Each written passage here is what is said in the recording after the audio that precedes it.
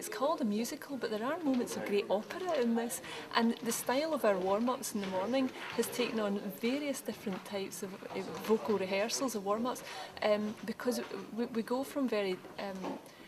the vocal range of this piece requires us to be able to sing, this is a technical term, we have to sing more than 2 octaves, and so we're stretching our voices in both directions and having to accommodate that. The vocal requirements are really needing a lot of accommodation, and everyone's doing so well doing that. Oh gosh, I really hope everybody loves it.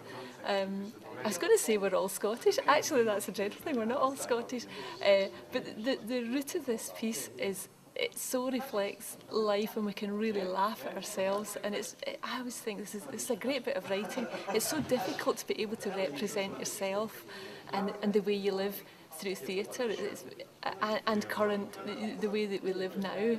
And this is a great bit of theatre, is to make us just to laugh at ourselves.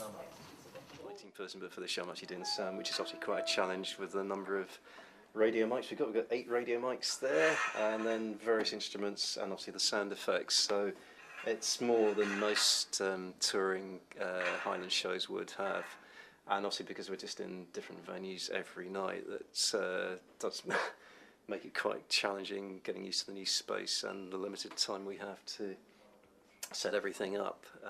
You know, phone ring, it's just, there you go, that's the phone ring. And the computer shut down, so things like that. So that's it. So they're very small parts of the show compared to the live sound element, which is obviously every song we do, whoever's actually singing it will make their mic live. And there's the contrast between when it's just pure dialogues, they're not mic'd. But when they're obviously singing and the music's going underneath, you obviously have to mic it to get some kind of reasonable balance. So part of the trick is to make it sound as seamless as possible. We're using clip over the ear microphones rather than the lapel ones that clip onto the costumes.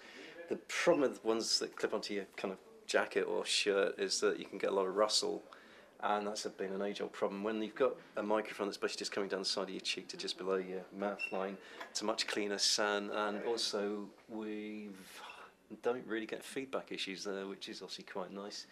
So it means there's quite a lot of boost I can give them, and obviously some singers have got better projection than others, so part of this, you can see the various levels the mics are set up and they're not all at the same level, is to kind of compensate for that, as what we're doing, sound reinforcement rather than sound recording. Because it's just real life every day, the idea is that the costumes will kind of blend in and they will suit the characters. And for a wee while I had a real trouble trying to get Mary a colour, and all I could see was beige, and I couldn't work out how I could get her. And then finally I got her colour, which is a kind of mauve heathery colour. And and after that I couldn't stop buying for her. It was just like tons came in. And then for Alice I wanted her to be red, because she's a kind of out there gal, and so I generally get a colour and then stick with that kind of look for them, and it comes with having a colour. It means it narrows things down, but it means that you can build on that idea. We had the costumes from the beginning, which is always, I find, very handy, because it means that they can try them on and they'll have an idea of who they want to be, and it means they can get used to what they're wearing quite quickly. Well, to be honest, I was told no tartan whatsoever, because that was a big error early on, so I had to avoid tartan altogether. And so the only tartan that we had at one point was for the Whisky Man. He has a tartan suit, and it's kind of understated because it's a black watch tartan. But the idea was that he was somebody who'd come up here, he'd learned the accordion, he'd learned the Gaelic, he was there for the whiskey, so he could wear tartan. But actually we don't all walk around looking tartan up all the time.